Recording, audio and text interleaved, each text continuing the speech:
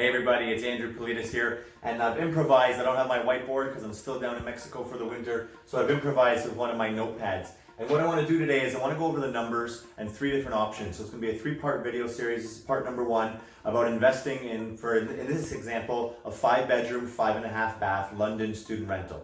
Okay, so here's the numbers right here. So here's a property in London, Ontario. It's a 5-bedroom, 5-bathroom student rental for sale for $709,900, so just under $710,000. The rental income is $775 per month per bedroom. Okay, so total rent, if we work down the numbers here, total rent is $3,875 a month. And then again, we're going to minus the mortgage. Typically, when you're calculating cap rate and this sort of thing, you don't calculate or you don't remove the mortgage. But in this instance, I did take out the mortgage. So with 20% down payment, it's $141,000. Almost $142,000 down payment.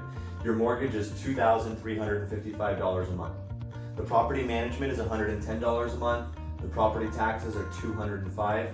The insurance is $100 a month, and then the utilities we cap at $350 a month per maximum. Anything more than that, the tenants are going to pay.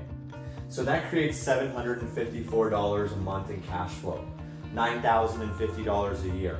Okay, so over 5 years, your cash flow is just over $45,000, which sounds cool. You know, $9,000 a year, it's nothing to scoff at. It's pretty impressive.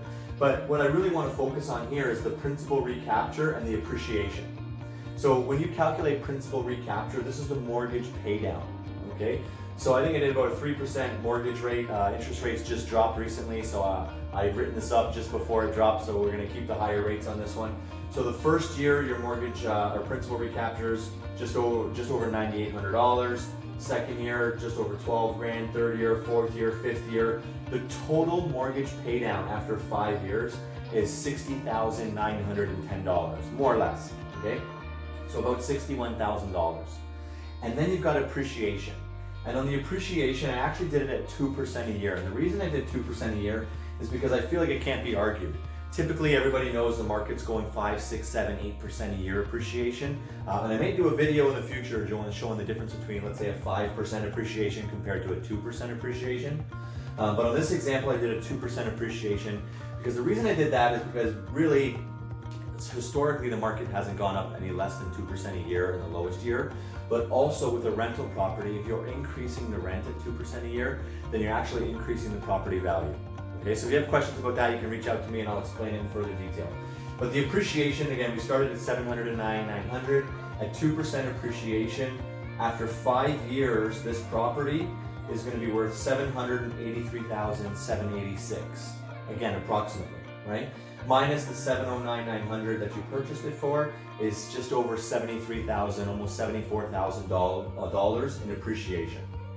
Okay, so you've got $61,000 in principal recapture, almost $74,000 in appreciation, and your total net 5-year net worth plus your cash flow of $45,000 is $180,000.